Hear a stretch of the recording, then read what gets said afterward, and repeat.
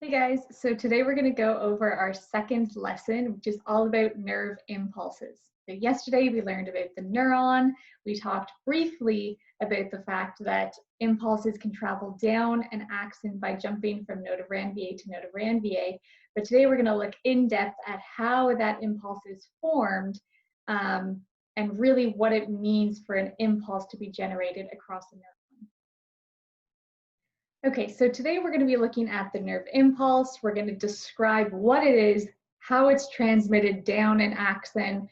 For that, you need to know terms like resting potential, membrane potential, action potential. You need to describe the processes of depolarization, repolarization, and hyperpolarization, and then describe how the axon moves and how it's interpreted by the brain. So a nerve impulse, also called a neural impulse, is how neurons communicate with one another. It's essentially an electrical signal that travels down the length of an axon until it gets to the axon terminal.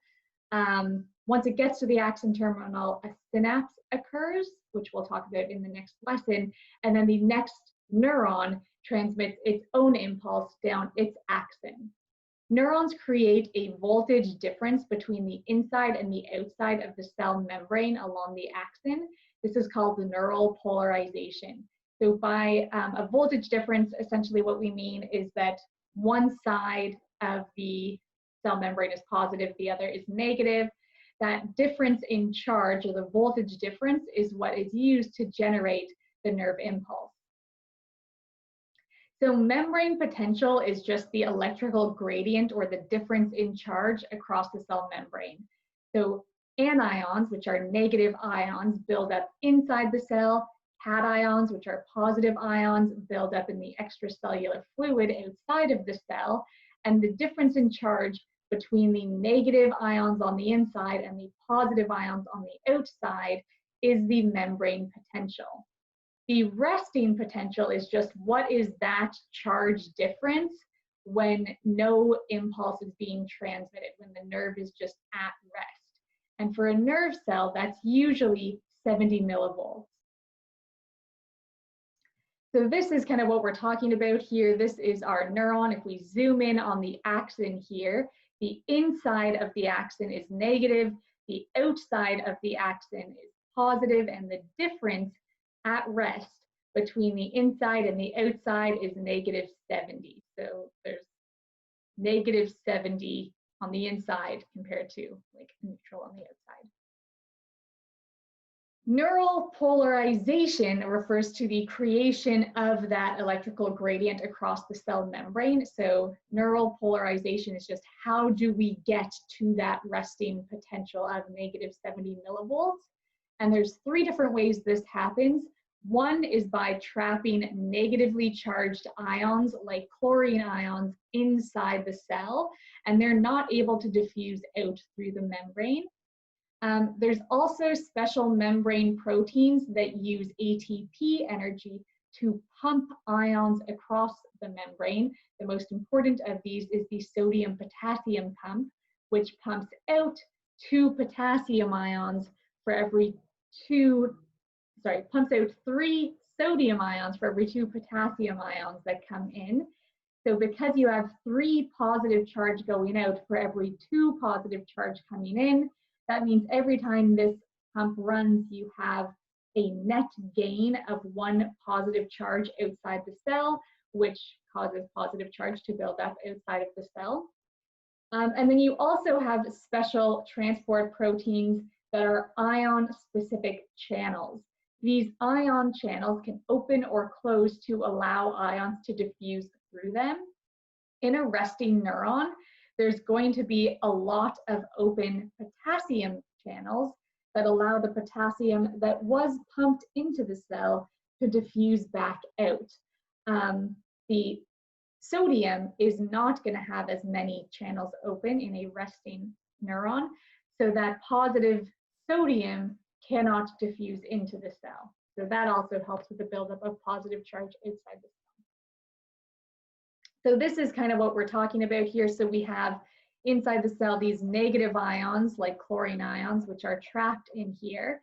This is the sodium potassium pump, which uses ATP energy to pump in 2 potassium ions for every 3 sodium ions it pumps out. So that is a net gain of 1 positive outside the cell every time this pump goes.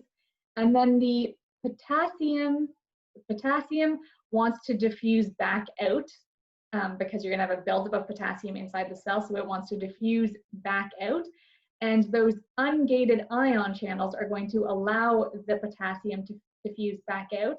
The sodium wants to diffuse back in, but most of those channels are going to be closed. So you have positive ions getting pumped out in the form of the sodium. You have the positive potassium diffusing out, and then you also have the trapping of those negative ions. Those are the 3 different ways that we create the resting potential. Okay, action potential is then essentially a voltage difference that occurs when a nerve cell has its membrane stimulated and then depolarized. The action potential is what causes the impulse to actually be transmitted. And usually, every time you move down the axon, when we talk about jumping from node of Ranvier to node of Ranvier, each time the impulse jumps from one node of Ranvier to another, that is a new action potential that is transmitting that impulse. So it's a series of action potentials that allows an impulse to travel the length of an axon. Action potentials are called all or nothing events because if the depolarization meets the threshold potential, which is negative 55 millivolts, then you will have an action potential. If it doesn't reach that threshold, there will be no action potential. And all action potentials are the same strength. So that's what it means by all or nothing. You reach the threshold, you get the action potential, all action potentials are the same strength, or you don't reach the threshold and you get nothing. So what do we mean by depolarization? Depolarization is what happens to a neuron after it has been stimulated. And that stimulus is going to cause a change in the permeability of the nerve cell's membrane. What's going to happen is it's going to open up some of these sodium channels so that sodium can diffuse into the cell. As the sodium diffuses into the cell, since sodium is positive, it's going to make the inside of the cell more positive. That's going to happen at first, and it's going to, not all of the channels will be open at first. So what will happen is some of the sodium channels will open, it'll start getting more positive inside.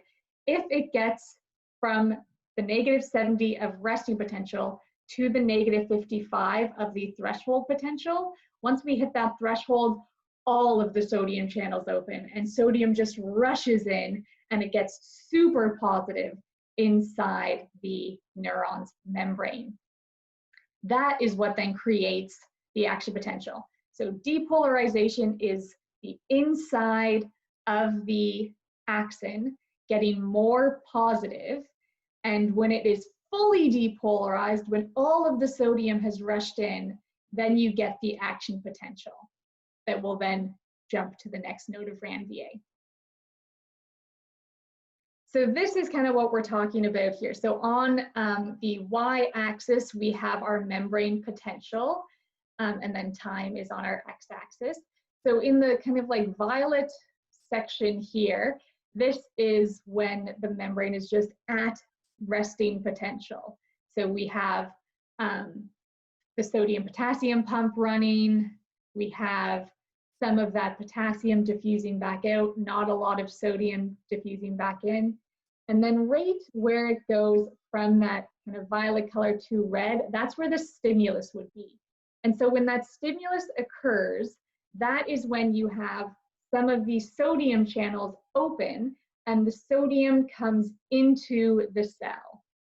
As the sodium comes into the cell, it's going to make it more positive inside the cell. So we go from negative 70 to negative 60 and then we keep going upwards. And if we hit that threshold of -55, then all of the sodium channels open. The sodium rushes into the cell. It gets more and more and more positive until we have full depolarization at the top here. When we reach this top of the peak, that means we have the most positive charge possible inside of our axon, and that is when the impulse or the action potential gets sent. So right at this peak here, that is when the impulse travels from one node of RANVA to the next. All along this red section here is depolarization, where it's getting more positive inside the cell because sodium is flowing in. As soon as we hit that peak depolarization and the impulse gets sent, then we go into this blue phase, which is repolarization. So let's look at what repolarization is. So repolarization happens as soon as the action potential has occurred and the impulse is sent. This is when the cell membrane gets brought back to resting potential. So you have to get the positive ions out of the inside of the cell. In order to do this, we are going to immediately close all of the sodium channels so that sodium stops coming in. We are going to get the sodium-potassium pump up and running to start pumping that sodium out. And most importantly, we are going to open all of the potassium channels. So potassium is going to rush out of the cell. Potassium is positive, so when it rushes out of the cell, it is taking positive charge with it. During this repolarization process, another impulse cannot be sent. Then what happens is something called hyperpolarization. This is when you actually get a resting potential below -70. So it becomes too negatively charged inside of the cell. And that happens because the neuron essentially overshoots its resting potential because the potassium gates don't close fast enough. So what's happening is you're repolarizing the cell, the potassium gates are fully open, the potassium is rushing out, and then you hit resting potential. And the neuron says, okay, close the potassium gates, and the potassium gates start closing, but super slowly. And all the meanwhile, potassium continues to rush out until they finally close. And so because it took so long to actually close the gates and so much potassium kept leaving, too much positive essentially left the cell, it became too negative inside, you have hyperpolarized the cell. And you can see this on that chart that we were just looking at here. So all on this blue, we're getting back to resting potential, the potassium's leaving, we get to resting potential, and the neuron says, close the potassium gates. And then the potassium gates don't close quick enough. During this part down here, this is where potassium is still leaving because the potassium gates haven't closed yet. And then they finally get closed and we work our way back up to resting potential using our sodium potassium pump and our ungated ion channel.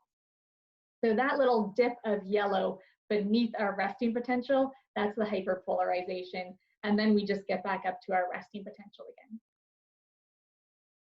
The refractory period is what is happening during repolarization and hyperpolarization. This is when the neuron is trying to get back to resting potential.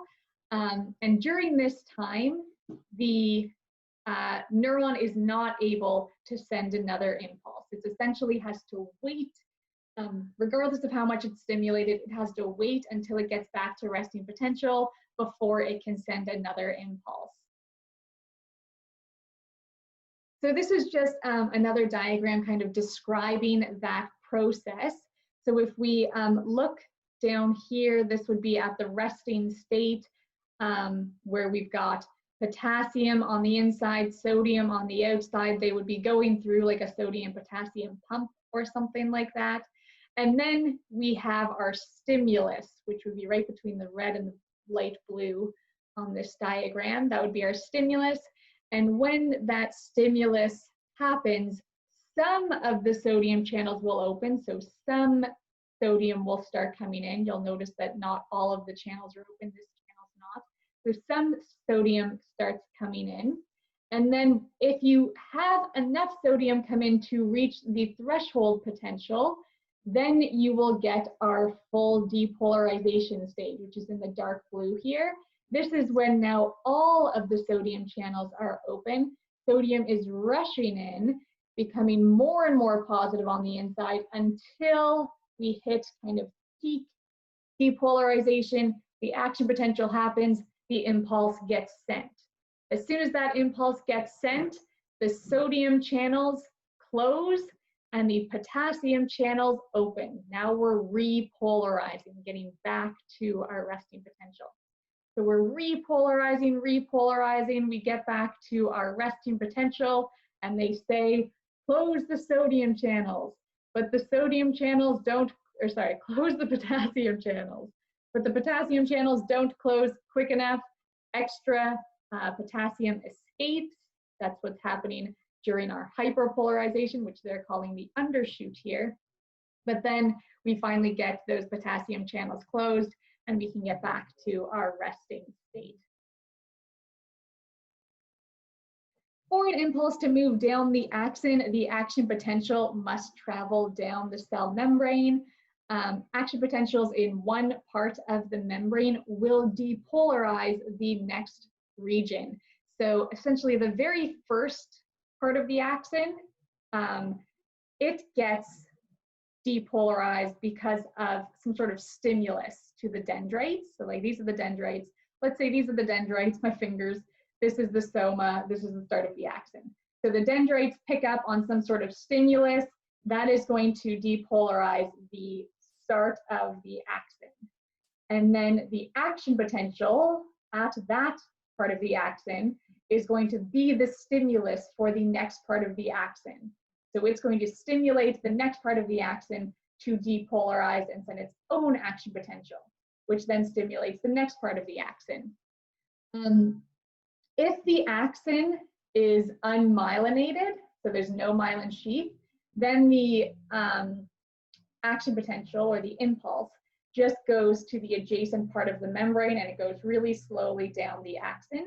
If it is myelinated, then the impulse is able to travel from the node of Ranvier to the next node of Ranvier. So it jumps the myelin sheath to the little open spots.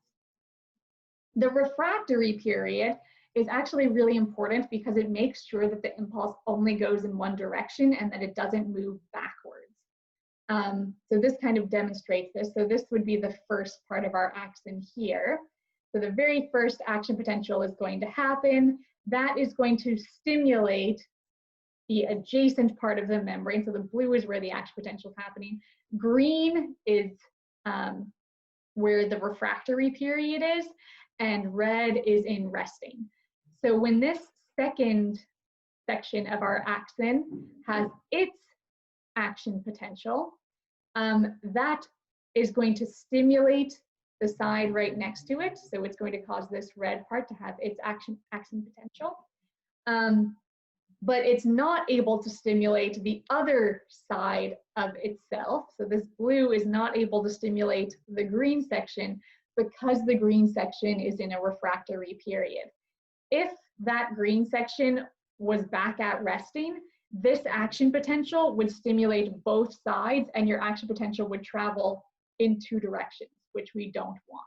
So the refractory period makes sure that only the part of the axon that hasn't already had an action potential is going to be stimulated to have an action potential and send the impulse that way.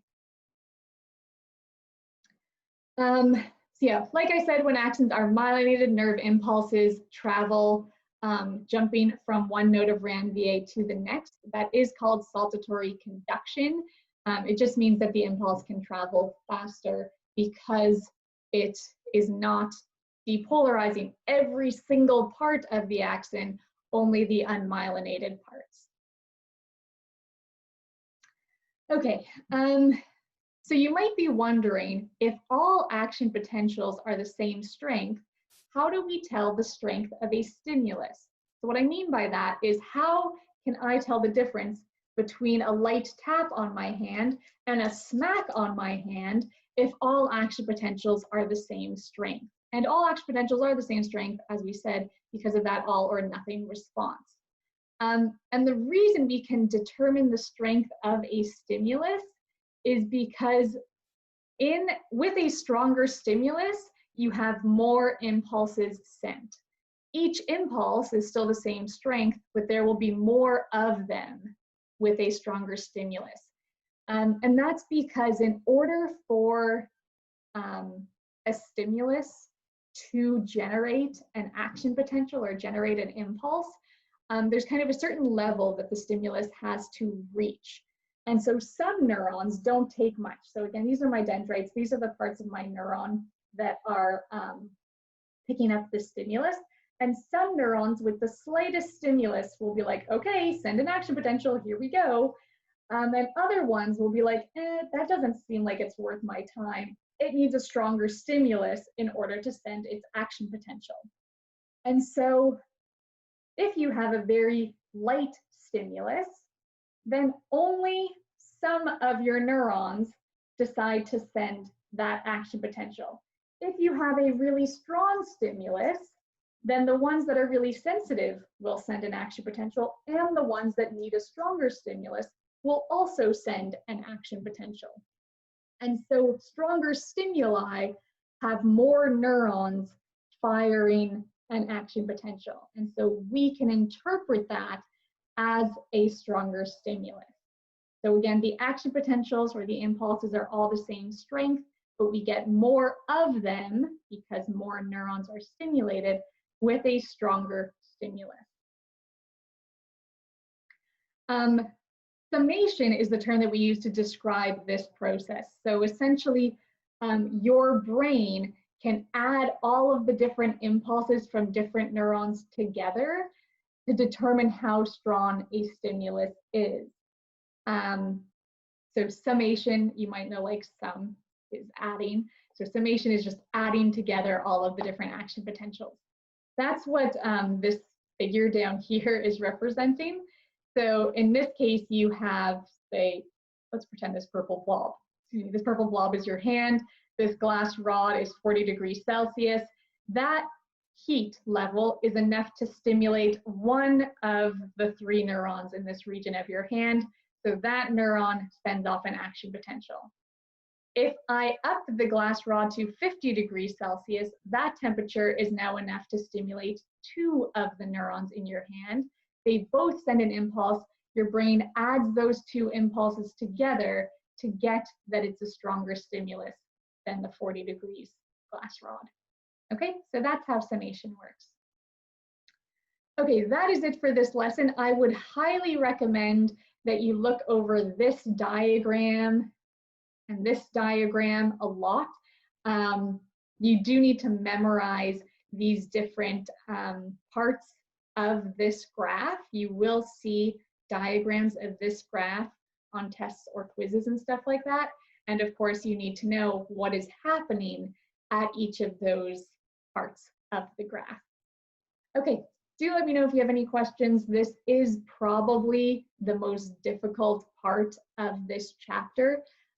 So read over this again, try and wrap your head around what's happening here, and then let me know if you still have any questions about it.